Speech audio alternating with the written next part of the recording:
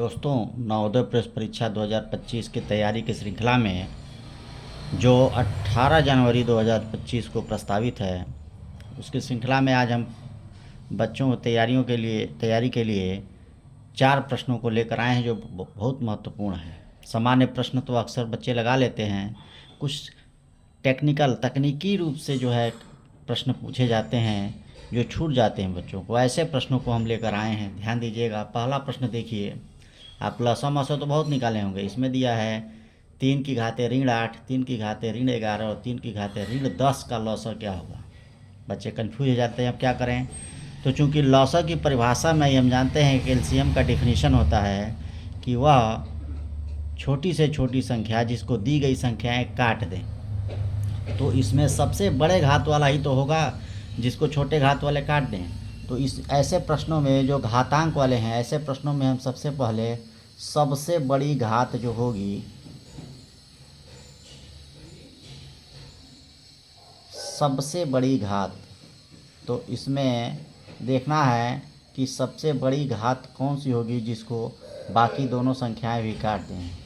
तो सबसे बड़ी घात वाली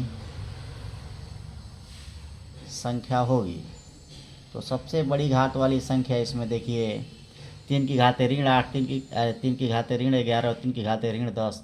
तो सबसे बड़ा कौन सा है? ये सबसे बड़ी संख्या है 3 की घाते ऋण 8। ऋणात्मक में जो संख्या होगी ये ऋण 8, ऋण 11 और ऋण 10 से बड़ा होगा। तो 3 की घाते ऋण 8 सबसे बड़ी संख्या होगी और यही लौसा हो जाएगा, यानी लघुत्तम समापवर्तक हो जाएगा 3 की घाते ऋण 8। तो दिए गए ऑप्शन में हमारा कौन सा ऑप्शन सही होगा? तो ऑप्शन ए सही होगा। तो ऐसे प्रश्नों में सबसे बड़ी घात वाली संख्या ले लेते हैं। यहाँ प्रश्न देखिए क्या पूछा गया है कि ये दूसरा प्रश्न है, प्रथम 100 प्राकृतिक संख्याओं में 5 और 7 दोनों से भाग हो जाने वाली संख्याओं की संख्या बताना है। मतलब समझे, 1 से लेके 100 तक जितनी संख्याएं हैं उसमें कितनी ऐसी संख्याएं हैं जो 5 और 7 दोनों से कट जाएंगी। तो ऐसे प्रश्नों को लगाने के लिए क्या करेंगे? सबसे पहले तो हम जानते हैं 5 से भी कटे और 7 से भी कटे, मतलब दोनों का एलसीएम लेना है। 5 और 7 का एलसीएम निकालेंगे, लौसौ।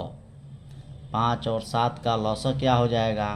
5 गुणे 7 होगा, क्योंकि दोनों जो है अभाज्य संख्याएं हैं, इनका लौसौ 35 होगा।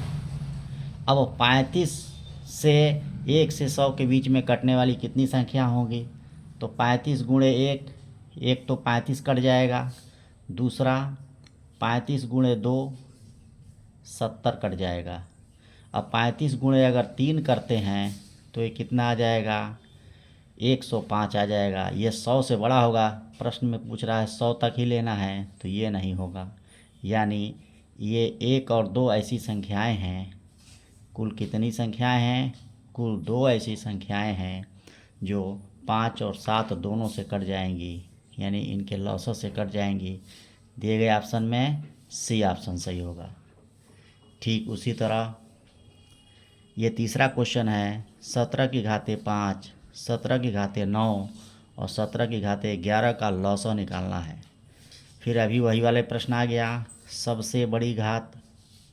इसमें ऐसे ही 2 प्रश्नों को हम इसलिए लेकर आए हैं कि आपको समझ में आ जाए। सबसे बड़ी घात,